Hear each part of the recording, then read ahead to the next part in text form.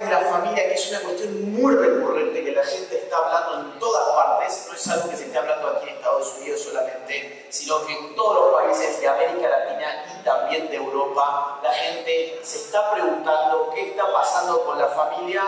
A menudo se pierde de vista la hondura del proceso de desintegración de la familia. Estamos viviendo un proceso de desintegración de esa institución social que llamamos familia. Hay muchas formas de ver esa desintegración. Yo creo que la forma más concreta la ofrece la teoría sociológica. Yo voy a usar algunas palabras que pueden sonar un poco extrañas. Vamos a tratar de explicarlo todo, ¿sí? ¿Qué es la sociología? Es la ciencia social que estudia la sociedad. Es una ciencia social desarrollada sobre todo en el siglo XIX, que empieza a preguntarse ya no por el hombre aislado, ya no, por ejemplo, como hace la medicina, por el cuerpo del hombre, o como hace la biología, sino por el hombre integrado en un contexto social, donde hay grupos sociales que determinan la vida del hombre. Uno de esos grupos sociales es la familia. Y la familia ha sido definida en torno a sus funciones, ¿sí? El grupo social llamado familia tiene funciones. A principios del siglo XX, la sociología norteamericana, o sea, del país en el que estamos en este momento, a principios del siglo pasado, siglo XX, dijo, a ver, ¿cuáles son las funciones de la familia? ¿Por qué es tan importante la familia? Bueno, porque cumple funciones. ¿Sí? ¿Cuáles son esas funciones? Por ejemplo, un sociólogo llamado Osborne dijo, las funciones son estas que ustedes ven ahora en pantalla. La familia brinda educación a sus miembros, a sus nuevos miembros, ¿sí? Les enseña a ¿qué? A vivir primero que nada en sociedad. Se les enseña muchas cosas, se les enseña un idioma, se les enseñan costumbres, se les enseñan valores, se les enseñan normas. El individuo que llega a este mundo aprende cosas tan básicas como la noción de autoridad, la noción de jerarquía, la noción de respeto al otro, la noción de convivencia. Todo eso, ¿dónde se aprende? ¿En la escuela? No, se aprende en la familia. La escuela es un paso siguiente. La familia tiene una función de protección. La familia es un entorno que protege a un individuo que no podría vivir por fuera de ese marco familiar. Los individuos llegamos al mundo en familias, ¿sí? Aparecemos en esta tierra en un entorno familiar que nos acoge y nos protege. ¿Por qué nos protege? Porque por nosotros mismos no podríamos sobrevivir. Es decir, hay una cuestión de supervivencia y de protección que va a acompañar a los individuos de esa familia a lo largo de su despliegue humano, a lo largo del tiempo. Es decir, en la familia los hijos están protegidos por los padres, la esposa está protegida por el esposo, hay un espacio de seguridad individual dentro de la familia. La familia tiene una función económica. Evidentemente en la familia se vive una vida económica, en el sentido de que los adultos trabajan para mantener a sus hijos y mantener al grupo familiar, ¿sí? Los adultos brindan vestido, techo, comida, alimentos, medicinas. Hay una dimensión económica que está definiendo una función clave de la familia como un grupo de sostén económico. Hay una función religiosa en la familia, es donde en primer lugar se escucha sobre Dios, donde hay un contacto con lo trascendente en el grupo familiar, no en otro lugar. Hay una reproducción de la religión que se da dentro de ese marco familiar. Y hay, por supuesto, una función afectiva. Una función afectiva que es tan importante que termina marcando la vida del individuo. La marca hasta tal punto que ustedes piensen en estos programas de la televisión donde vemos casos reales, en Discovery, por ejemplo, ¿no?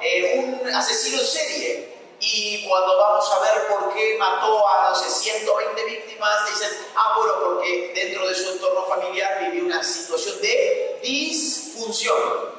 ¿Le suena la palabra? Disfunción. Tiene una familia disfuncional. El padre era un borracho que estaba totalmente ausente, el tío lo violaba y la madre lo golpeaba. Y entonces el tipo terminó matando a 120 personas. ¿Le suena más o menos esa narrativa? Bueno, suele ser la típica narrativa de los asesinos en serie. Y ya para no irnos a esos casos extremos, piensen ustedes en el psicoanálisis. ¿Qué hace el psicoanálisis? Empieza a escarbar en qué? En la niñez. Y va a tratar de reelaborar el vínculo entre los padres y el niño, que ahora ya no es un niño, sino que es un adulto, pero que ha, digamos así, basado sus traumas actuales en cuestiones que absorbió de niño. Entonces, la función afectiva marca al individuo prácticamente que de por vida, porque estructuramos nuestra psique en nuestro entorno familiar. Entonces, díganme ustedes si no es importante la familia como institución.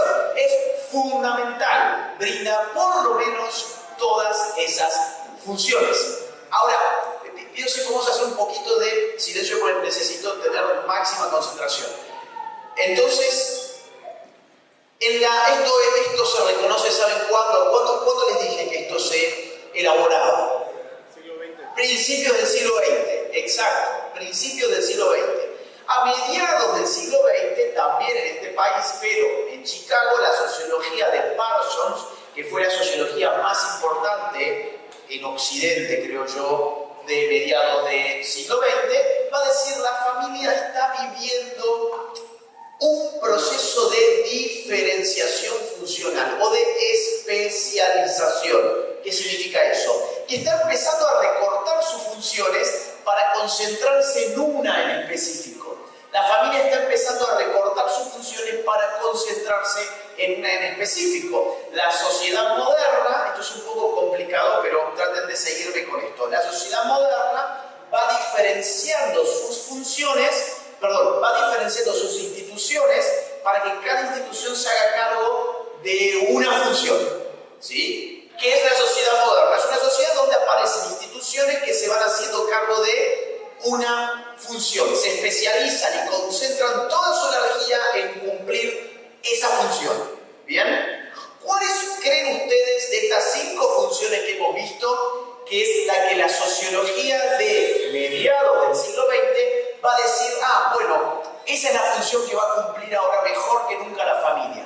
Hay una de estas 5 funciones que Parsons va a decir, bueno, está bien, estamos perdiendo todas las otras, pero la familia se va a especializar en esa función. El afecto. Escriba. Excelente. ¿Vos lo dijiste? Bien, estás súper despierto. Excelente. El afecto. El afecto. O sea, ¿qué va a decir Parsons? Miren, a ver, educación, la familia, ¿se sigue haciendo cargo de la educación? No. Ahora hay una institución que está especializada en eso y que vamos a darle al chico por completo. ¿Cuál es esa institución? La escuela. La escuela. Exacto. La protección. No, bueno, la familia en verdad ya no va a ser un ámbito de protección. Va a haber una institución a la cual la familia, si tiene un problema de seguridad, va a llamar. ¿Cuál es esa institución? La policía. ¿Sí? Entonces, no vayan a tener, por ejemplo, ¿sí?, un arma dentro de su casa, porque lo que usted tiene que hacer cuando lo estén disparando a usted es llamar a la policía. No va a ser la familia un entorno de protección. ¿Sí? Eso se va a especializar en otra institución. Y así, en general, la economía, miren, la economía. Claro, en esa época tiene mucho auge un tipo de estado llamado el estado de bienestar. Y el estado de bienestar, ¿en qué se basa? En darle a los individuos qué cosas. Bueno, es como la pandemia ahora, digamos, se le dio cheques y subsidios y después viene un proceso inflacionario, evidentemente. ¿Sí? Entonces, claro, es que esto es así. Querés el billete, tómalo y después no te quejes de la inflación. Pero ese estado de bienestar, ¿en qué situación va a dejar, por ejemplo, a la familia con esta función? Y en una situación totalmente subalterna, porque ya no es a ojos de, por ejemplo, los hijos, que el padre se está ganando el sustento con su sudor, sino más bien que aparece un gran padre que que se llama Estado, gobierno. Gobierno, exactamente. ¿Sí? Se va entendiendo, digamos, cómo empiezan a perderse las funciones. Y ni hablar del tema de la religión, porque vamos a entrar en procesos de secularización, donde la religión ya dentro del entorno familiar no va a seguir cumpliendo el papel reproductivo que cumplía antes. Reproductivo en un sentido cultural, no biológico, ¿sí? Entonces, claro, ¿cuál me queda? Me queda el afecto. Lo que vos dijiste, yo ahora estoy explicándolo por qué, pero tu noción fue genial. Me queda el afecto. Ahora, pasado el tiempo, hoy nosotros podemos decir, esa especialización fue terrible, porque lo que se esperaba, que era que el afecto pudiese agudizarse, en verdad entró también en crisis. ¿Por qué? ¿Por qué entró en crisis? Porque lo que no contempló esa sociología es que eso es un sistema. Yo no podía cortar funciones sin afectar las otras. El afecto de la familia se basaba en el cumplimiento de las otras funciones. El afecto de un hijo con su padre, por ejemplo, el afecto filial, le vamos a llamar de esa forma, el afecto filial se basaba, por ejemplo, en que sus padres pudieran transmitirles saberes, en que entonces los hijos pudieran tener admiración por sus padres, en que sus padres pudieran transmitirle una visión sobre el mundo, en que sus padres pudiesen tener, digamos, una autoestima económica, ¿sí? En que sus padres se presentaran como personas que los protegían. Ahora, si sacamos todo eso de escena, nos quedamos con un afecto líquido, un afecto que está sostenido por nada. Y al mismo tiempo, ¿qué pasó con la figura del padre? Así como ese afecto filial se licúa, ¿qué pasa con el afecto paternal? Bueno, allí donde el padre, hasta hace algunas décadas, el padre sacrificado, el padre que trabajaba 12 horas por día, a veces más, para poder mantener a su familia, el padre que resignaba la diversión y el ocio para poder atender a sus hijos, el padre que lo daba todo por sus hijos, era algo que la sociedad valoraba. Hoy esa figura del padre sacrificado es un motivo de vergüenza. Hoy nadie quiere dar la impresión de ser un padre sacrificado. Hoy eso es un motivo de vergüenza. ¿Por qué?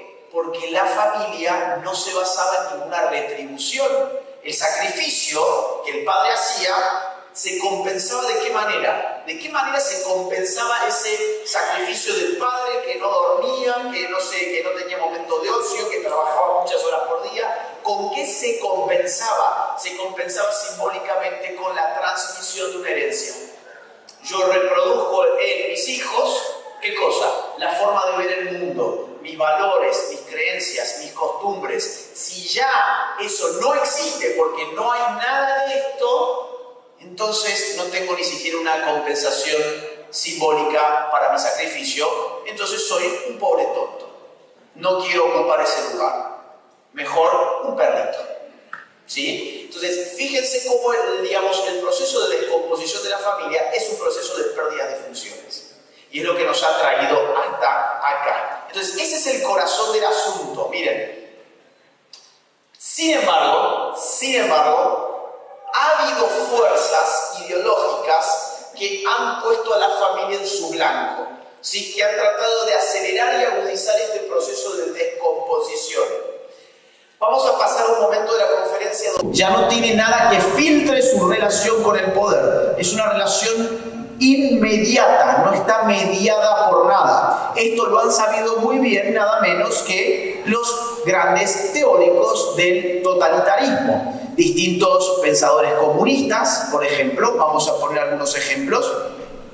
Federico Engels fue el socio intelectual y financiero, porque lo financiaba también, de Carlos Marx, ¿sí? O sea, padre de lo que hoy se llama marxismo.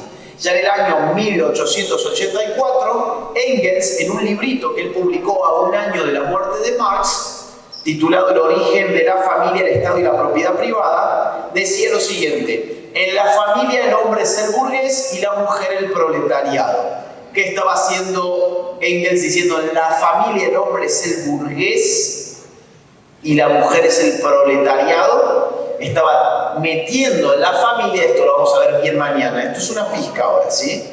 Estaba metiendo en la familia el conflicto de clase llevado al terreno de los sexos. Así como allí afuera hay una revolución entre obreros y capitalistas, en la familia están las condiciones dadas para llevar adelante una revolución sexual basada en el conflicto entre hombres y mujeres. O sea, todo lo que estamos viviendo hoy en torno al feminismo, que les quiero decir con esto, no es algo novedoso. No es algo que se le ha ocurrido a alguna feminista locada de hace un par de años. Es algo que ha sido teorizado hace, bueno, esto es de 1884, para que ustedes se den una idea. Y mañana vamos a ver qué tipo de efecto generó. Alejandra Kollontai, también una feminista que escribió un ensayo titulado El comunismo y la familia en el año 1921, o sea, hace 101 años. Fíjense lo que decía. La patria comunista alimentará, criará y educará al niño. El Estado de los trabajadores acudirá en auxilio de la familia sustituyéndola. O sea, un auxilio muy extraño, ¿no? Gradualmente la sociedad se hará cargo de todas aquellas obligaciones que antes recaían sobre los padres. El hombre nuevo de nuestra nueva sociedad será moldeado por las organizaciones socialistas, jardines de infantes, residencias, guarderías de niños, etc.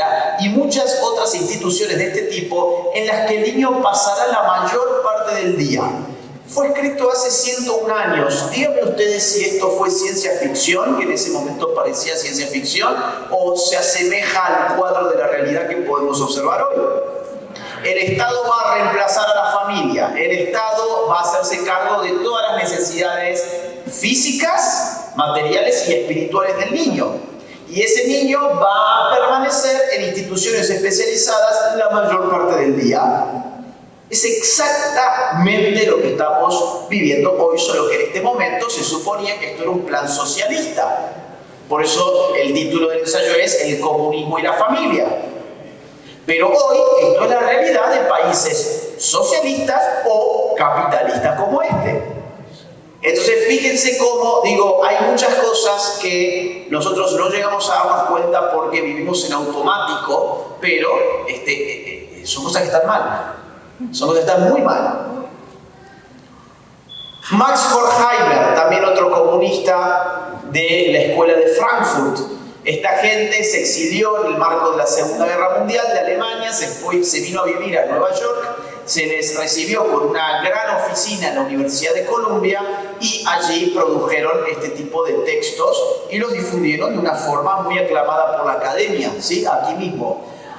Dice Max Horkheimer, fíjense, esto es un poco intrincado porque la filosofía y la ciencia social siempre escriben de esta manera, pero vamos a aclarar cada término, ¿sí? La familia se ocupa, en especial, como uno de los más importantes agentes educativos de la reproducción de los caracteres humanos, tal como los reclama la vida social y les da, en gran parte, la indispensable capacidad para la conducta específicamente autoritaria, de la que en gran medida depende la existencia del orden burgués. ¿Qué significa esto? La familia reproduce, ¿qué cosa? Una estructura jerárquica y, por lo tanto, autoritaria, de la cual depende el llamado orden burgués, o sea, el sistema capitalista.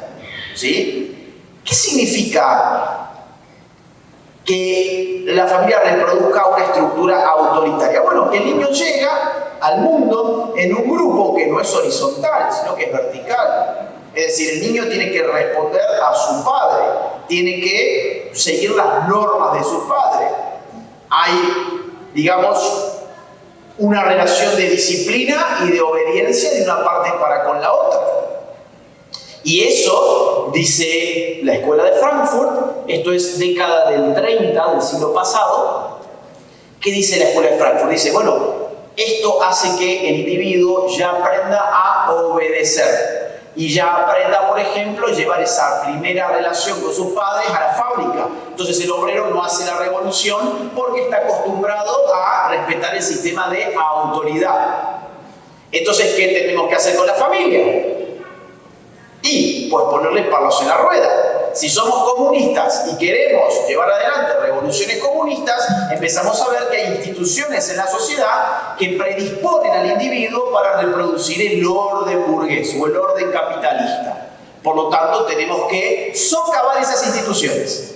Esto, digamos, está clarísimo desde hace mucho tiempo.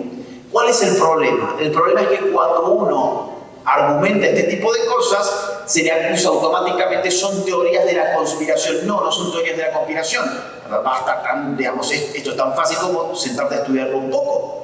Pero la gente hoy se defiende muy rápidamente de aquello que no ha estudiado y que no conoce, acusando a su interlocutor de teórico de la conspiración. No, estos son textos además muy conocidos, no son documentos secretos, es decir, es filosofía social, en este caso de la década del 30, donde vemos que el proyecto comunista en Occidente depende, entre otras cosas, de socavar la institución familiar. Incluso, miren, fíjense cómo en el año 1936 ya está claro el tema de la mujer y su papel dentro de la familia. Miren esto, la mujer, en cuanto se doblega ante la ley de la familia patriarcal, ¿pensaban ustedes que eso del patriarcado era algo de estos años? No, no. La mujer, en cuanto se doblega ante la ley de la familia patriarcal, se convierte en un momento que reproduce la autoridad en esta sociedad. Claro, la mujer es un factor, hoy la gente piensa que es un factor revolucionario, ¿no? Hoy piensa, la mujer es el sujeto revolucionario del siglo XXI. Bueno, mirá, los comunistas decían exactamente lo contrario en el año 1936. ¿Por qué se les aparece a ellos como conservadora la mujer? Bueno, imagínense ustedes, llega el obrero a su casa y ese día ha tenido una visita del Partido Comunista y que lo han animado a hacer la revolución proletaria y están cenando con su mujer y el obrero le dice a su mujer, ya lo decidí, mañana me voy a sumar a la revolución. O si quieren vamos a bajarle un peldaño, voy a hacer la huelga general. Mañana voy a hacer el paro, voy a hacer la huelga. La mujer le pega 3 cachetazos y le dice, vos tenés que traer el pan a esta casa, así que mañana vas a trabajar como todos los días. ¿Sí? Por eso, en la medida, pero, así como la mujer doblegada a la familia patriarcal reproduce la autoridad en la sociedad, si yo desencajo a la mujer de la familia, tengo un elemento revolucionario. Y ese es el punto. Wilhelm Reich, en el mismo año, también de la escuela de Frankfurt, un poco loco el peinado, ¿no? Escuchaba sus murmullos. Piensa exactamente lo mismo. Miren, el principal lugar de la gestación de la atmósfera del conservadurismo es la familia coercitiva, le dice. ¿Qué es la familia coercitiva? Papá, mamá, hijos. ¿Sí? El primer lugar del conservadurismo es la familia. Y claro, ¿por qué? Porque en la familia hay fuerzas, ya las hemos visto, naturales que tienden a fomentar la conservación de aquello que se lega y aquello que se recibe. Yo quiero que mis hijos que sigan mis valores, sigan mis creencias, sigan mis enseñanzas, escuchen mis historias, aprendan de mi fe. Y en la medida en que yo quiero y trabajo para eso, conservo todo ese legado y lo transmito. Y mis hijos harán lo mismo a su vez con los suyos. La familia es una institución de conservación, sin lugar a dudas. Ahora, entonces, ¿qué tengo que hacer yo para poner un palo en la rueda de la conservación de la cultura? Tengo que destruir esa institución que me conserva la cultura, que se llama familia. ¿Ven cómo empieza todo esto a parecer muy claro para teorías revolucionarias y totalitarias? Bueno, vamos a avanzar un poco más, 1970. Vamos al feminismo, que lo vamos a ver bien mañana. El feminismo de los años 70 en Estados Unidos y en Canadá, el llamado feminismo radical. Ese tipo de feminismo tiene grandes exponentes como Shulamit Firestone, que en la dialéctica del sexo escribe todo un recetario, que lo vamos a ver mañana, de cómo socavar, ¿sí?, la relación entre los sexos y por lo tanto la familia, y cómo llevar adelante una revolución feminista. Pero fíjense qué interesante cómo imagina ella ese mundo post-feminista. es un mundo sin familia. Miren, después de unas pocas generaciones, o sea, después de unas pocas generaciones de la revolución feminista, las relaciones entre personas de edades muy dispares se convertirán en algo común. El concepto de infancia ha sido abolido. Los niños tienen plenos derechos legales, sexuales y económicos. Durante los pocos años de infancia hemos reemplazado la psicológicamente destructiva paternidad de uno o dos adultos arbitrarios. ¿Cuál es el modelo alternativo a la familia? Ese. Ahora, fíjense en qué descansa ese modelo. Ese modelo descansa en el Estado. Darle plenos derechos sexuales, ¿qué más decía? Económicos y legales, implica que su nuevo padre pasa a ser el Estado. El padre va a ser el que les provee, el Estado va a ser el que les provee, que los educa, ¿sí? Que los contiene, que los protege. Y así hemos reemplazado, ¿qué cosa? La paternidad de dos adultos arbitrarios. Bueno, arbitrarios tienen pocos, que son los que lo han engendrado. Pero así como ella lo presenta. Vamos mucho más acá, miren, Xenofeminismo es el último libro de esta feminista británica que salió hace 4 años aproximadamente. O sea, yo estoy dando saltos muy grandes en el tiempo, pero para mostrarles que hay una continuidad entre todas estas ideas y para mostrarles que hoy no estamos acá porque todo esto cayó del cielo, sino que realmente ha habido una continuidad teórica y por lo tanto práctica de las cosas que hemos estado viviendo. Helen Hester, esta feminista británica, nos presenta dos modelos de familia en su último libro llamado Xenofeminismo. Ella nos habla por un lado de una xenofamilia y por otro lado de una sinofamilia. Fíjense la diferencia entre el prefijo xeno y el prefijo sino. ¿Cuál es la diferencia? Piensen ustedes en una palabra mucho más conocida, xenofobia. ¿Qué es la xenofobia? Por ejemplo, sería la aversión al extranjero.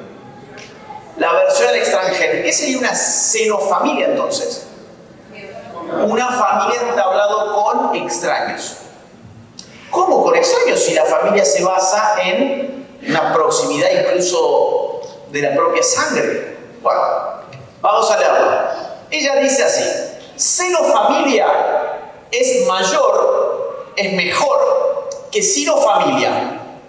Es una fórmula que favorece una solidaridad orientada hacia afuera con los extraños, los desconocidos y la figura de los compatriotas. Lo que necesitamos, por así decirlo, es desfamiliarizar a la familia biológica y al mismo tiempo refamiliarizar redes alternativas de solidaridad e intimidad. Hay que desfamiliarizar a la familia biológica. ¿Cómo se establece la familia biológica? ¿A través de qué? A través de la reproducción. Es decir, yo genero una familia biológica cuando traigo vida al mundo. ¿Sí? Ahora, ¿qué significa entonces desfamiliarizar a la familia biológica?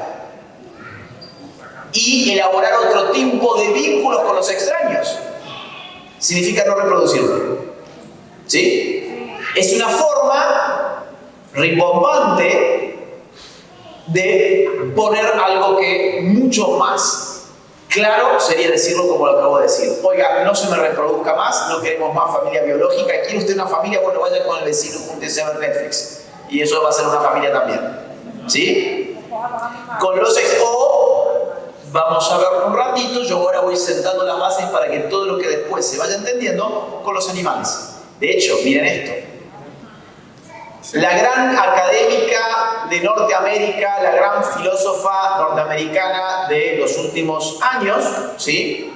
Donna Haraway, plantea en uno de sus libros lo siguiente: que los seres humanos de este planeta puedan ser nuevamente 2 o 3 mil millones aproximadamente y en este tiempo ser parte de un bienestar cada vez mayor para diversos seres humanos y otros seres. Ella quiere que seamos 2 o 3 mil millones, no más. ¿Saben cuántos millones somos hoy? Prácticamente 8 mil millones. Prácticamente 8 mil millones. O sea, ¿qué hacemos con esos 5 mil millones que sobran? Sobran. ¿Sí? Y además queremos que el bienestar, claro, si somos más, bueno, hay que ir repartiendo la torta también. Y además hay otros seres que cada vez nos importan más que los seres humanos, ¿no? Entonces queremos un mundo de bienestar para quien, 2 o 3 mil millones, y para otros seres también, para tu perro o para tu gato. Más aún, uno de sus grandes lemas es: hagan parientes, no bebés. Fíjense cómo esto se articula muy bien con lo que veíamos de Hester, de Helen Hester. Hagan parientes, no bebés. Por ejemplo, ¿cómo hago yo un pariente que no sea un bebé? Adopto un perro, por ejemplo. ¿Sí? Entonces, a ver, yo no tengo nada en contra de los perros, yo tengo un perro, ¿sí? Porque hoy la gente anda muy sensible con ese tema. Yo tengo un perro, es un perro de, digamos, estos que no tienen raza, que me lo encontré una vez por la calle, es una perra fabulosa, tiene 16 años ya, entonces, digamos, yo amo a mi perra, pero una cosa muy distinta es de lo que estoy intentando hablar hoy, ¿sí? Que es que hay una diferencia entre un ser humano y un perro, y esa diferencia se está perdiendo, y ya vamos a ver un poco más de eso. Ahora, ¿qué he querido hacer? Vamos a ordenarnos. Esto tiene que ser como un índice, como un libro. Al principio determinamos teóricamente a través de la sociología las funciones de la familia. ¿Quedó claro eso? Segundo lugar, ¿qué hicimos? Vimos cómo desde el siglo XIX hasta hoy proyectos totalitarios han planteado la abolición de la familia como una necesidad política. Y ahora, ¿qué vamos a hacer? Vamos a ver cómo se estructura ese tipo de ataques. Cómo en la práctica hoy esos ataques están siendo dirigidos de muchas formas, muchas de las cuales no llegamos a percibirlas bien a veces. Primero que nada, hay una deconstrucción de lo que significa la palabra familia. Hay una deconstrucción que estamos viviendo a través de lo que corre y circula por los medios de comunicación hegemónicos. Los medios de comunicación hegemónicos empiezan a expandir el significado de la palabra familia o palabras asociadas con la familia como matrimonio. ¿Para qué? Para licuar su sentido. Ya les voy a explicar bien cómo funciona ese tipo de ataque, pero vamos a ver algunos ejemplos. Vamos a ver ejemplos bien concretos de grandes medios de comunicación. Este es de los más importantes de Argentina. Las nuevas familias ensambladas, homoparentales, monoparentales y de adopción múltiple. ¿Saben qué es la adopción múltiple, por ejemplo? Es que, vamos a suponer, yo tengo a mi pareja homosexual y queremos adoptar un niño, pero no queremos realmente que sea solamente nuestro niño porque no tenemos ganas quizás de tenerlo, bueno, para siempre. Y todos los días. Entonces vamos a suponer que tenemos una pareja de amigas lesbianas que están en la misma situación. Quieren un hijo, pero hasta ahí no más. No lo quieren todos los días. Bueno, adoptemos entre los 4 al hijo y nos vamos pasando el hijo. 3 días uno, 4 días el otro, el fin de semana con uno, el otro fin de semana con el otro. Eso se llama adopción múltiple, por ejemplo. De hecho, miren esto, por ejemplo, en Ottawa, ¿sí? 2 mamás y 2 papás van a ser compadres. Acá están. Han inseminado artificialmente a una de las mujeres lesbianas y, bueno, ahora los 4 van a ser padres de la criatura que viene allí. ¿Sí? Mientras tanto, en el mismo Canadá, se le prohíbe a una pareja de cristianos adoptar a un niño por su comprobada homofobia. ¿Qué era su comprobada homofobia? Bueno, que no rendían pleitesía a la ideología de género, básicamente. Entonces, ellos no pueden adoptar a un niño, pero ahora vienen 6 personas a decirme que quieren un niño, vengan que los inscribo ya y armamos una familia basada en la adopción múltiple. Vamos a ver ejemplos que son ridículos y pueden dar la risa, pero porque la risa es una forma de subversión. Vamos a verlos. Clarín, el diario más importante de Argentina, confesó estar enamorada, se casó con una estación de tren y asegura tener sexo mental con ella. Carol contó que su relación con el edificio comenzó en 2011 y 4 años después se casó con ella. A ver, por si no entendieron el caso, esta señora es Carol y este es su esposo. Este pedazo de pared es su esposo. ¿Sí? Entonces, ¿cuál es el punto? ¿Cuál es el punto acá? Bueno, digamos, el punto acá es es que el periódico no me está diciendo, miren, ante todo, esto no es una noticia. Ante todo, ¿sí? O sea, digamos, para que haya una noticia la información tiene que ser significativa. Esto es amarillismo en el peor de los casos. Perdón, en el mejor de los casos. Ahora, en el peor de los casos, que es el que yo creo que realmente es, hay una manipulación lingüística. ¿Por qué? Porque acá no me están diciendo, una mujer que sufre de determinada patología psiquiátrica cree estar enamorada de un pedazo de pared y cree que se ha casado con ese pedazo de pared. No, acá me dicen que efectivamente se casó con la pared y más aún, me van a decir que, digamos, esto es una orientación sexual llamada objetofilia, que acá no hay nada de curioso, acá no hay nada de extraño, ¿sí? Ya que muchos consideran que este enamoramiento de Carol hacia la estación no es normal, ella decidió hacer una búsqueda intensa para saber qué le estaba pasando y fue allí cuando conoció la objetofilia, que consiste en sentir atracción emocional y sentimental por un objeto. Entonces, evidentemente, eso sí es un matrimonio y sí es un casamiento, en la medida en que hemos definido al matrimonio por el mero sentimiento. Hemos definido que ese matrimonio es una forma de consumación del amor, que no tiene ningún otro requerimiento más que el amor. Ya está, yo puedo enamorarme de una estación de tren y casarme con ella. Pero esto no es un caso aislado. Miren, una mujer de 72 años y su nieto de 26 enamorados y a la espera de un bebé. Acá vamos a tener otra familia. La estación de radio más importante de mi país. Una modelo se casó con su perro y generó repercusión en las redes. Esto también ha sido un matrimonio. Se casó con su perro. ABC, uno de los diarios más importantes de España. La mujer que se casó con un árbol celebra su primer aniversario y asegura que fue la mejor decisión de su vida. El Universal. Viral, se casó con su muñeca, la mandó a reparar y compró otras dos para hacerle infiel.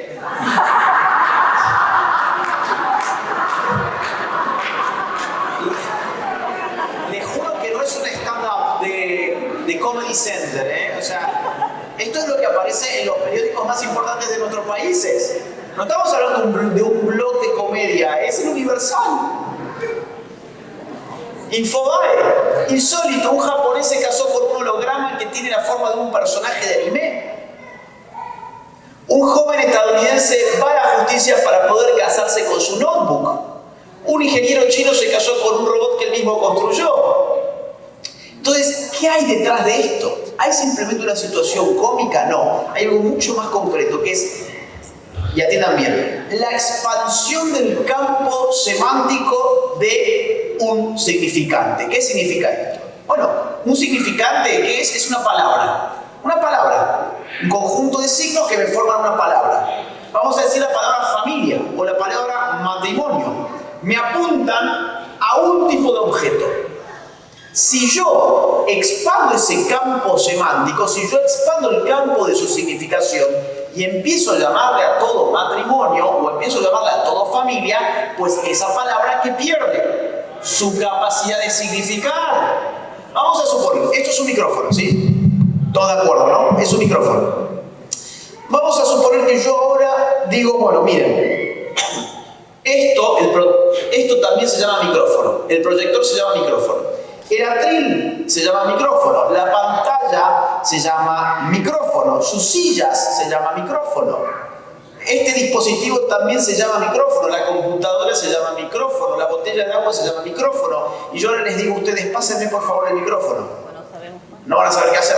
¿Por qué? Porque licué la capacidad de significar de la palabra micrófono. ¿Cómo? Expandiendo su campo semántico, expandiendo la cantidad de objetos a los cuales esa palabra refería. ¿Bien? Es exactamente esto. Yo expando, incluso paródicamente para que la gente se divierta, expando el campo semántico de la palabra matrimonio o familia. ¿Y qué hago con esas palabras? Les licúo el significado. Ya no significan nada porque significan todo. Cuando algo significa todo, significa nada. ¿Por qué? Porque no tiene capacidad para referir en concreto a algo que sea identificable por los otros sujetos comunicantes. ¿Se entiende? Miren, lo que hablábamos recién. Otra forma de ataque, guste o no guste, es la elevación del animal a una situación por lo menos de igualdad con el hombre, ¿sí? Esto además es de un maltrato animal terrible y es lo que a esta gente les cuesta más admitir. Pero elevar o humanizar a tu mascota no es una buena práctica ni para vos ni para tu mascota. Pero socialmente lo que genera es una denigración del propio ser humano. O sea, al elevar la mascota al nivel humano, lo que estás haciendo es degradar al ser humano. Incluso ya estamos viendo cosas que son insólitas. Por ejemplo, los españoles ya tienen más animales que hijos. No sé si ustedes sabían, pero ya duplica la cantidad de mascotas, la cantidad de niños, en una sociedad que tiene una de las tasas de natalidad más bajas de Occidente. En Costa Rica, ¿qué les dicen a los niños? Esto. Habría un nivel mesosocial en donde estarían los factores que fomentan la violencia. Los factores que fomentan la violencia, se les dice a los niños, son la segregación urbana, el microtráfico de drogas y un factor de tipo cultural, la masculinidad.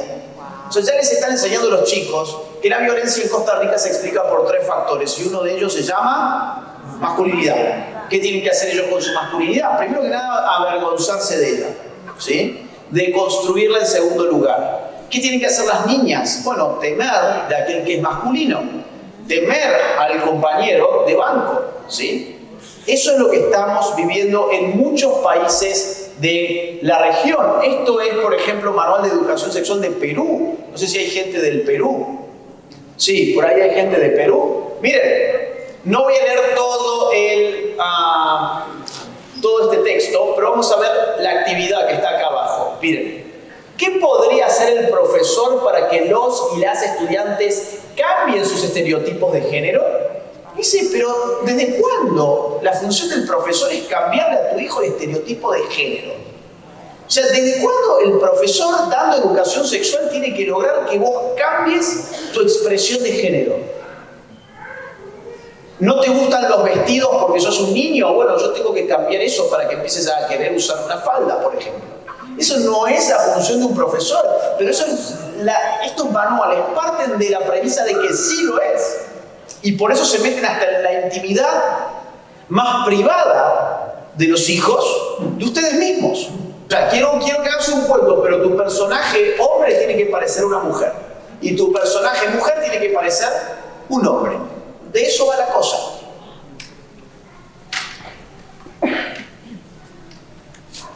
Los niños son el principal blanco de estos ataques. Eso es lo que les quiero mostrar. Los niños son, en el caso del aborto, en el caso del colegio, en el caso de los medios de comunicación, los niños son el principal ataque y por eso mismo muchas veces los padres están en otra cosa. Los padres de familia están en otra cosa porque ellos, al no recibir directamente el ataque, no lo llegan a dimensionar. Y el ataque es enorme. Esto va a generar una expansión de casos de disforia de género, ¿sí? Una confusión sexual como nunca antes se había visto. Porque estás conjugando muchos elementos: ausencia del padre, familias destruidas, promoción indiscriminada de ideologías de géneros, el lobby LGBT, el feminismo radical. Todas cosas que vamos a expandir mañana. Los niños son el principal blanco, incluso ya esto lo vemos en la industria de los juguetes, en la industria cinematográfica, de canales de niños y demás. Vamos a ver algunos ejemplos. Miren esto, los Lego LGBT. O sea, fíjense hasta dónde va esto. O sea, y hay ejemplos peores, pero evidentemente yo no podría en este espacio poner otro tipo de cosas. Hasta que es el límite, ¿sí? Pero hay cosas mucho peores que estas. Bueno, como les decía, la industria del cine para niños, cartoons para niños, todo hoy está atravesado por estas ideologías. Hay una obsesión que ha sido confesada recientemente de estas industrias y de estas corporaciones sobre la sexualidad de sus hijos. Hay una obsesión, están completamente obsesionados. Nunca como antes esta industria había confesado tan abiertamente que estaban interesados en manipular los valores, las creencias y las costumbres de las familias y modificar puntualmente la de los hijos. Nunca lo habían hecho de forma tan abierta. Pero hay personas que lo hacen muy bien. Y donde se junta el logos y el patos es en la familia. Ahora, ¿qué pasa? Hoy la familia no tiene logos. No hay ahí nada. No hay gente que esté educando a sus hijos, no hay razón, no hay argumentos, no hay enseñanzas, no hay lógica, no hay saber. Ahora, si vos no equipás a tus hijos con esa necesidad desde el momento uno, lo que van a querer escuchar después son sentimientos, afectividades, que está bien, yo no digo que esté mal, están bien. Ahora, si el animal hay que equilibrar, si el animal racional que es el hombre deja de lado su razón, termina siendo un pobre animal y nada más que eso. Entonces, ¿cómo ganar esto? Y yo creo que realmente hoy el desafío fundamental está en la familia. Pero la familia no cuando tu hijo te vino con la remera del Che Guevara a los 22 años. O no cuando tu hija te vino con el pañuelo abortista a los 23 años. Sino cuando tienen 7 años, 8 años, hacer una contraeducación radical, al margen de la escuela. Tienen que ir a la escuela para graduarse, que vayan. Tienen que ir a la universidad, que vayan. Ahora, lo más importante de su educación lo vamos a discutir acá en la familia. Y van a salir con una sapiencia, con una sabiduría, con una erudición muy superior a cualquier persona que crucen en su escuela o en su universidad.